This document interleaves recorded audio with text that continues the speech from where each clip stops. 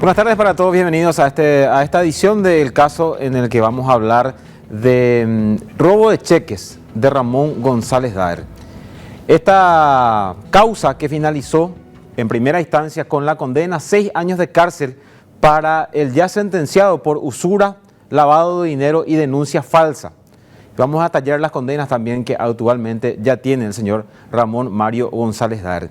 Les decía, esta causa que finaliza con una condena a 6 años de cárcel para Ramón González Daer en un proceso que se dio en el marco de esa causa en la que él termina siendo condenado a 15 años de prisión. ¿Y por qué termina siendo condenado? Vamos a empezar a revisar el caso que tenemos en esta edición para ustedes porque es reciente esta sentencia de primera instancia.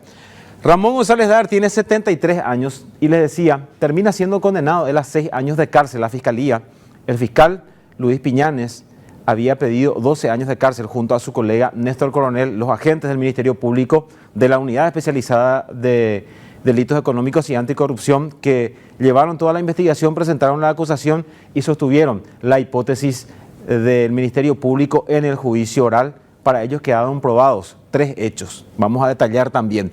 Este tribunal de sentencia dicta la condena a 6 años de cárcel. Juan Carlos Zárate Pastor, el presidente, María Fernanda García Zúñiga, la primer miembro titular, y es Héctor Capurro Radice, el otro miembro titular de este colegiado de sentencia. Se dicta esta condena en primera instancia. ¿Por qué motivo? Pasamos a nuestra siguiente gráfica, señor director. La acusación del Ministerio Público, les decía yo, presentada por parte de los fiscales Luis Piñanes y Néstor Coronel, fue por 2 hechos. Quebrantamiento del depósito en calidad de instigador y hurto agravado también en calidad de instigador.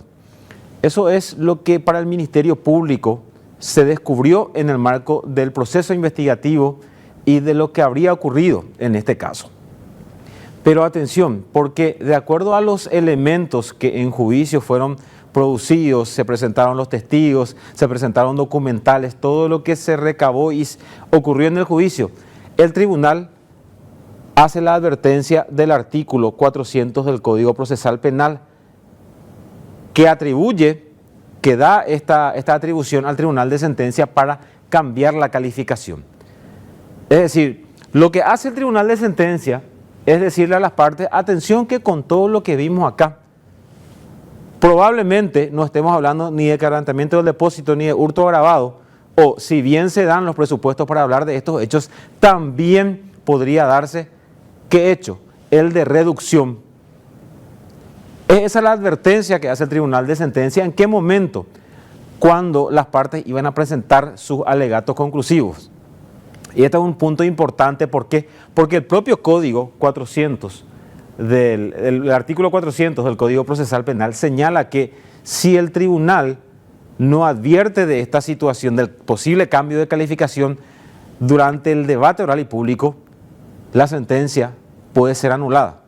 Es decir, no se le puede terminar condenando a un procesado por un hecho distinto, por un tipo penal distinto al que fue acusado y por el que se debatió en todo el juicio oral y público. Es por eso que en el marco de la audiencia, del debate oral, al momento de los alegatos conclusivos es que le dicen tanto a la defensa, al señor Ramón González Daer, representado por Raquel Talavera, y a los fiscales, Luis Piñanes y Néstor Coronel, que podría tipificarse todo lo que se produjo en ese juicio en el hecho de reducción. Y aquí hay un punto importante también porque ya la abogada Raquel Talavera anunció que va a presentar apelación cuestionando, entre otros puntos, ese detalle, que le dieron 1 hora para preparar la defensa en cuanto al hecho de reducción.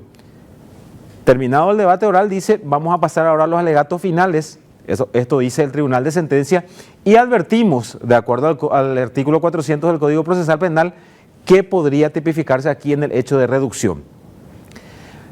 Cuando se cumple esa hora, la abogada Raquel Talavera dice, es muy poco tiempo para preparar la defensa porque en el debate, durante todo este tiempo lo que estuvimos discutiendo era quebrantamiento del depósito y hurto agravado. Ahora me advierten sobre la reducción. El tribunal no hizo lugar ya a ese pedido de la letrada y por eso ya ella, una vez que concluyó este juicio, anunció que en el marco de la apelación que va a presentar, uno de los puntos claves va a ser ese, el de cuestionar que solamente tuvo 1 hora para preparar su defensa. Pero sigamos con lo que fue este caso, porque hay que hablar del tipo penal condenado finalmente a Ramón Mario González Daer. Estamos hablando del artículo 195 que habla de la reducción Código Penal, ley 1160/97. En el artículo primero, que es el que se tiene en cuenta aquí, el inciso primero, mejor dicho, de este artículo, señala que el que con la intención de obtener para sí o para otro un beneficio patrimonial indebido recibiera la posesión de una cosa obtenida mediante un hecho antijurídico contra el patrimonio ajeno, la proporcionara a un tercero, lograra su traspaso de otro a un tercero o ayudara en ello, será castigado con pena privativa de libertad de hasta 5 años o con multa. Esto es lo que dice la ley en relación al hecho que se le advirtió a Ramón González Daer y que finalmente termina siendo condenado él. Se descartó, y vamos a explicar eso, por qué el hurto agravado fue descartado y por qué también el quebrantamiento del depósito fue descartado por el Tribunal de Sentencia. Pasamos a la siguiente gráfica, señor director. ¿Qué es lo que se probó para este colegiado de sentencia? ¿Qué es lo que la Fiscalía probó con todos los elementos producidos a lo largo del juicio? Que entre febrero y julio del año 2021, yo le decía, esto surge en el marco de la causa que se le siguió a Ramón González Daer y a su hijo Fernando González Carjallo. Ellos terminan siendo condenados. 15 años para Ramón González Daer y 5 años para Fernando, la pena que actualmente están cumpliendo. En el marco de esta causa, en la etapa preparatoria es que ocurre este robo de cheques. ¿A cargo de quién estaba la causa en la etapa preparatoria? A cargo del juez de garantías especializado en delitos económicos del primer turno, el juez Humberto Otazú. Y según lo que se probó en este juicio por el robo de los cheques es que entre febrero y julio del año 2021, del depósito del juzgado a cargo de Humberto Otazú, fueron sustraídos 471 cheques que estaban a cargo justamente del magistrado como pruebas del Ministerio Público. Y de esos 471 cheques hurtados, 19 aparecieron en poder de Ramón González Daer. ¿Y cómo se llega a esta conclusión de por qué 19 y no los 471, o por qué no solamente 15, o por qué 50? Porque Ramón González Daer utilizó 19 cheques para el apriete, hablando mal y pronto, a sus víctimas de usura. Y hablamos de 3 específicamente. De Alberto Antevi, el denunciante inicial de esta causa, al que Ramón González Daer le convoca a su oficina y le entrega 3 cheques y le dice, vamos a canjear estos cheques para no seguir aumentando los intereses, porque ese es el modus operandi era el modus operandi de Ramón González Daer. Y cuando toma los 3 cheques Alberto Antevi, se da cuenta que son 3 de los cheques que se habían incautado y que estaban inventariados en el marco de la causa por usura. Además de estos 3 cheques, Ramón González Daer utilizó otros 5 cheques de Dolly Vareiro Peña para iniciar un juicio en contra de esta víctima de usura. Ahí ya tenemos 8 cheques. Y otros 11 cheques pertenecientes a Bernardo Balbuena Petengil, otra de sus víctimas de usura, también fueron utilizados por Ramón González Daer para iniciar otro juicio. Es decir, estos 19 cheques aparecieron en poder de Ramón González Daer. Y vamos a mostrar, por favor, el depósito, señor director, de este juzgado penal de garantías. Este es el depósito. Aquí están todas las pruebas y van a ver ustedes distintas carátulas, distintos nombres. ¿Por qué? Porque todas las causas que están a cargo del juzgado de garantías, a cargo de Humberto Otazú, están en este depósito de evidencias. Ahí está el de Ramón González Daer, el de Juan Pérez, el de Marta González. Oye, Maite, bebé. Ahí van a ver ustedes bolsas y todo en el piso y todo, claro, porque ya no hay lugar. ¿Quién tenía la llave de este depósito? La que entonces estaba cumpliendo el papel de actuaria de este juzgado, Luz Portillo. Luz Portillo luego es nombrada como defensora pública y queda temporalmente por unos días nada más a cargo de este depósito la actuaria del juzgado penal de garantías del segundo turno, que es Gabriela, y ella según lo que se detalló en este juicio, ni siquiera accedió a esas pruebas de la causa específica de Ramón González Daer, porque no habría utilizado o no se hizo ninguna diligencia en el marco de esa causa. Gabriela Benítez es la actuaria que estuvo interinando por unos días. Después de Luz Portillo ingresa Gabriela Benítez y después ya está la actual actuaria, que es Lorena Cabello. Las tres declararon en el marco del juicio. ¿Por qué hago todo este detalle? ¿Y por qué se termina descartando el tipo penal de quebrantamiento del depósito? Porque con todas las pruebas producidas, con todos los elementos que presentó el Ministerio Público, no hay mapa la oikea cueco depósito no jepe sobre con 471 cheques. No se identificó a esa persona. El Ministerio Público no presentó un elemento contundente para decir fue fulano de tal el que entró al depósito, sacó los cheques y le llevó a Ramón González Daer. Por eso que ni siquiera se da la instigación, porque no se tiene al autor de este hecho, el quebrantamiento del depósito. Por eso que se termina cambiando la calificación. Y me van a hablar del hurto agravado. Y allí directamente la reducción descarta el hurto agravado. O fuiste la persona que robó o fuiste la persona que consiguió eso a través del otro que hurtó los cheques. Es por eso que el Tribunal de Sentencia dice, acá no se habla, de acuerdo a todo lo que nos trajo el Ministerio Público, no podemos hablar ni de instigación en el quebrantamiento del depósito, ni de instigación en el hurto agravado. Lo que ustedes nos trajeron acá se tipifica en una conducta llamada reducción, artículo 195 del Código Penal, como acabamos de ver. Ahora, de acuerdo al tipo penal, ustedes vieron que la pena es de 5 años o multa. ¿Por qué termina siendo condenado a 6 años Ramón González Daer? Y allí hablamos de un concurso real. Y volvemos a nuestra placa, por favor, señor director, a la anterior que estábamos mostrando. ¿Cuántos cheques a la anterior? ¿Cuántos cheques utilizó Ramón González Daer? 19 en total. Entonces se habla de una reiteración del hecho punible. Cometió en repetidas veces. Por eso se ingresa a un concurso real, se toma la pena máxima, que es de 5 años, y se le suma hasta el 50%. O sea, la expectativa de pena para Ramón González Daer era de 7 años y 6 meses. Y el Tribunal de Sentencia termina condenándolo a 6 años. Por esto que ocurrió. Reducción, finalmente los cheques aparecieron en sus manos.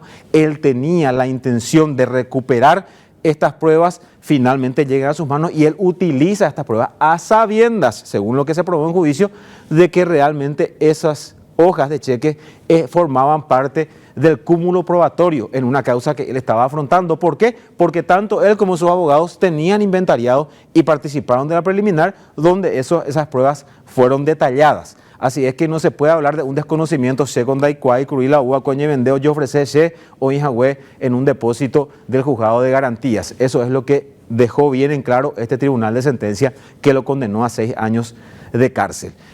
Ahora nos preguntamos por qué se habla de la tercera condena para Ramón González Daer, y vamos a revisar un poco, señor director, el historial ya de lo que hace a las condenas que tiene Ramón González Daer. La primera, y la que está firme, se dictó el 10 de diciembre del año 2021 por parte de un tribunal de sentencia especializado en delitos económicos, 15 años de cárcel, una condena que fue destacada o calificada de histórica, inclusive porque se probaron los hechos de usura, lavado de dinero y denuncia falsa, esta causa que estuvo a cargo del entonces fiscal Osmar Legal, hoy día ya juez de garantías. La segunda condena se dio el año pasado, el 10 de agosto específicamente, y también deriva de la causa grande. ¿Por qué? Porque se habla de denuncia falsa y extorsión en contra de Salvador Aquino, un dirigente del Club 3 de Febrero, que también fue cliente, por llamarlo de alguna forma, víctima de usura de Ramón González Daer. Él utilizó unos cheques para realizar denuncias falsas en contra de Salvador Aquino y extorsionar también a esta víctima. Él por eso termina siendo condenado, Ramón González Daer, a 7 años de cárcel. Esa es la segunda condena que tiene. En el caso de esta segunda condena, todavía se está discutiendo el recurso de apelación que presentó la defensa en la Cámara de Apelaciones. Por tanto, todavía no se puede hablar de una sentencia firme. Y la tercera condena la que fue dictada en estos días, el 4 de noviembre, por parte de este tribunal de sentencia. Ahora la pregunta que nos hacemos es, ¿cuántos años va a pasar Ramón González Daer en la cárcel teniendo en cuenta estas tres condenas? Se habla de 15 años, de 7 años y de 6 años de pena privativa de libertad. Se suman estas condenas y no es que es, no, la regla no es tan simple, no es 15 más 7 más 6. Tenemos que ahí recurrir a los artículos tanto del Código Penal como del Código de Ejecución Penal para ver una vez, si es que quedan firmes estas otras dos condenas, la segunda y la tercera, cómo se va a calcular o cómo se va a determinar los años que va a pasar Ramón Mario González Daer en la cárcel. Él actualmente ya cumplió poco más de 2 años de su condena a 15 años de cárcel. Allí vamos a hablar directamente del artículo 297 del Código de Ejecución Penal que señala la determinación posterior de la pena unitaria. En el inciso primero señala esta ley que cuando una pena establecida en una sentencia firme todavía no haya sido cumplida, prescrita o indultada y el condenado sentenciado con posterioridad a ello por otro hecho realizado antes de la sentencia anterior, será fijada una pena unitaria. Allí este artículo ya habilita para la unificación de las penas. Y la gran pregunta es, ¿cómo se calcula? Vamos a nuestra siguiente gráfica, señor director, por favor. Dice, como sentencia firme se entenderá la emitida en el procedimiento anterior por la última instancia competente para juzgar los hechos que fundamenten la condena. Al quedar firme también la sentencia posterior, la pena unitaria será fijada por resolución del tribunal. La siguiente gráfica, por favor. La pena unitaria deberá ser mayor que la pena más grave anterior y se fijará aumentando racionalmente esta última, pudiendo como máximo alcanzar la suma de las penas anteriores. En ambos casos no se podrá exceder el límite previsto en el Código Penal para la pena privativa de libertad y la multa. En caso de la existencia de dos penas no unificables, las mismas serán acumuladas. Siguiente, señor director, vamos a hablar. Este artículo 297 del Código de Ejecución Penal nos traslada a este artículo, el artículo 70 del Código Penal, que habla justamente de la medición de la pena en caso de varias lesiones de la ley. En la última parte, últimas dos líneas, este artículo dice, dicha pena no podrá ser inferior a la mínima prevista por los marcos penales de las otras disposiciones. Y un poquito más arriba señala, el autor será condenado a una sola pena que será fijada en base a las disposiciones que prevea el marco penal más grave. Siguiente artículo, señor director. Vamos a mirar, dice, la pena será aumentada racionalmente pudiendo alcanzar la mitad del límite legal máximo indicado en el inciso anterior. Hablando mal y pronto, 15 años es la pena más grave que tiene Ramón González Daer, es la que está cumpliendo. Lo que nos dicen estos artículos que acabamos de ver es que la pena de 7 años, al ser unificada, se va a poder tomar 50%, hasta 50% de esa condena. 3 años y 6 meses. 15 años más 3 años y 6 meses, estamos hablando de 18 años y 6 meses ya de condena. Luego está la de 6 años, sacamos 3 años de esa pena, y Ramón González Daer podría cumplir una condena en caso de quedar firme estas otras dos y que se unifique esto en el juzgado de ejecución, podría estar condenado a prisión a 21 años y 6 meses. Si es que este caso agrava aún más la situación de Ramón González Daer. El robo de los cheques de un juzgado de garantía se probó en juicio la participación como autor en el hecho de reducción y por eso termina siendo sentenciado el usurero luqueño.